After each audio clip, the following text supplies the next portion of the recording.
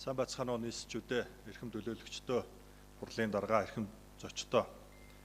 Нийслэлийн иргэдийн төлөөлөгчдийн хурлын даргын А-дурав 33 дугаар тоот захирамжаар зарлагдсан нийслэлийн иргэдийн төлөөлөгчдийн хурлын ээлж тус 5 дугаар хуралдаанаар хилцэгдэхээр батлагдсан 18 асуудлаас 1 дэх асуудал дээр нийслэлийн иргэдийн төлөөлөгчдийн хуралд гарц намын бүлэг дараах санал дүгнэлтийг гаргалаа.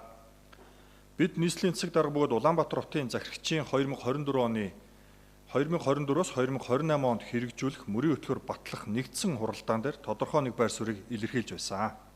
Энэ нь Улаанбаатар хотын хөгжил төлөвлөлт гацаанд орсон нь үнэн гэдгээ хаана хүлээмжшөөрч хөгжлийн гарц шийдлээ шинжилэн төлөвлөх дорвитой зоригтой ахлагмуудыг хийх цаг нь болсон гэдэгтээ бид санал нэг байгаа.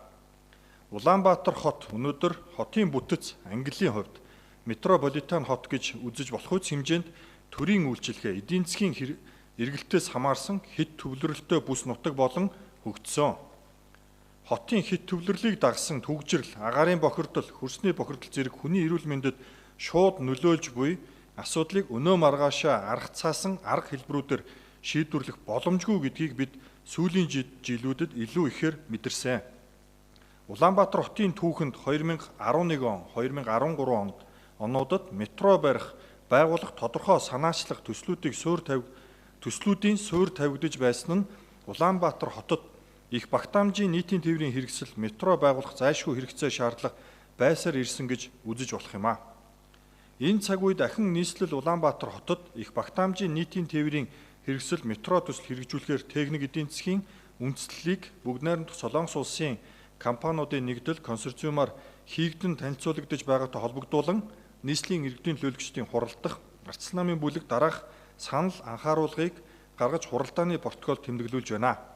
Нэгдүгээрт, аливаа төсөл хөтөлбөр хэрэгжүүлэхдээ хүн төвд нийгмийн зарчмыг баримтлан иргэдийн эрх аюулгүй байдлыг хөндөхгүй байхад анхаарах. Тэр дундаа метро байгуулах төсөл нь том хэмжээний урт хугацааны бүтээн байгуулалтын ажил төдийгүй хотын иргэдийн соёлын асуудал байдаг. Иймээс энэхүү өөрчлөлт шинжилгээ ажлын хүрээнд хийгдэх олон талын мэдээллийг иргэдэд урьдчилан нээлттэй бүтээлч хэлбэрээр хүргэх нь нэн чухал юм. Их багтаамжийн нийтийн тээврийн хэрэгсэл метро төсөл нь төр иргэний хамтын ажиллагаа оролцоо дэмжлэгтэйгээр хурдан хугацаанд үр дүнд хүрнэ гэдгийг төсөл хэрэгжүүлэх явцад орхитуулж мартаж болохгүй юм а. Хоёрдугаарт, өнөөдөр Улаанбаатар хотын иргэдийн амьдралын чанар, амжиргааны түвшин доогуур байгааг та бид мэдэж байгаа. Нийслэлийн иргэдийн төлөөлөгчдийн хуралд гарц намын бүлгийн зүгээс энэхүү урт хугацааны томоохон төсөл хэрэгжих гэж байгаатай холбогдуулан төслийн хэрэгжилтийн гүйцэтгэлийн түвшинд боломжит ажлын байр бүр дээр Улаанбаатар хотын бизнес эрхлэгчдийг оролцуулж залуучуудыг ажиллах ажлын байраар хангах боломжоор хангах ёстой гэж үзэж байна. Анхаарал хандуулсанд баярлалаа.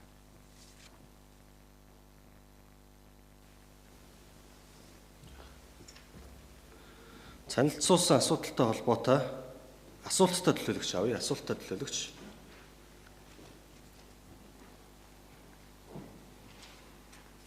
Хэлж байгаа асуудалтай холбогдуулан асуулттай төлөөлөгч.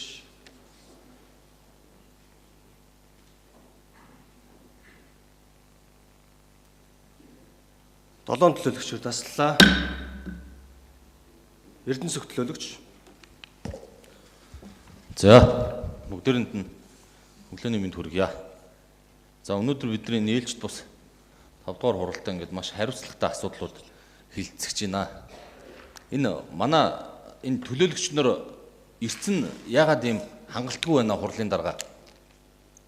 Ямар нэг дарга албан тушаал болохоор бол энэгээр гүйлдээл овооролтол бүгдээрээ ирээ сууцгааж ийн. Ингээд нэг яг хариуцлагатай ийм нийслэлчүүдтэй одоо тулгамдсан энэ чухал асуудлуудыг ярих үеэр ингээд хуралдаа суудаггүй. Нэг байнга сууж идэг л нэг хэдэн төлөөлөгч нар ингээд сууж идэг. Бус нь яг яадаг юм бэ? Нийслэл хотын энэ олон сая хэдэн зуун мянган иргэдийг төлөөлнө гэж сонгогдож гарч ирчихэд иргэдийнхэн төлөө ингээ ажиллаж чадахгүй энэ нөхдүүдийг яах юм бэ? Ийм хурал гэж ямар юм байдаг юм бэ? Нэг чүүчээ ачаал нэмэх 50% болж шít.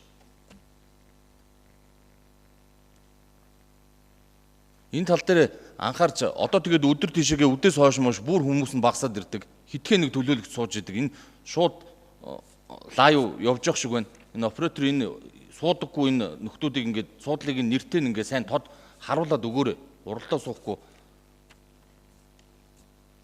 За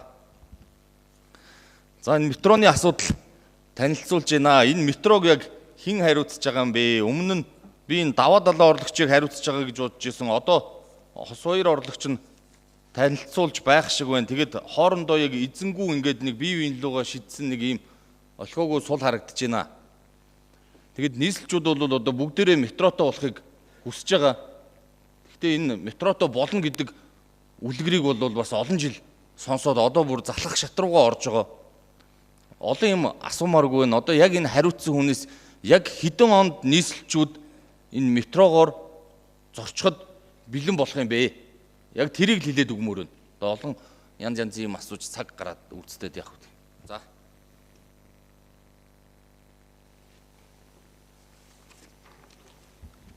За.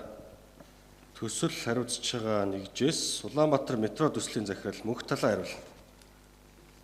Төлөөлөгч өглөөний мэнд хүргэе. Улаанбаатар метро төсөл маань одоогийн техник эдийн засгийн үндэслэлийн төлөвлөгөөнийхөө дагуу 2030 оны 10 дугаар сард. За. Төсөл хариуцж байгаа нэгжээс Улаанбаатар метро төслийн захирал мөнх талаа хариулна. Төлөөлөгч өглөөний мэнд хүргэе. Улаанбаатар метро төсөл маань одоогийн техник эдийн засгийн үндэслэлийн төлөвлөгөөнийхөө дагуу 2030 оны 10 дугаар сард ашиглалтанд орох төлөвлөгөөтэй ажиллаж байна. Тодруулсан Эрдэнэ зөвлөлөгч тодруулга.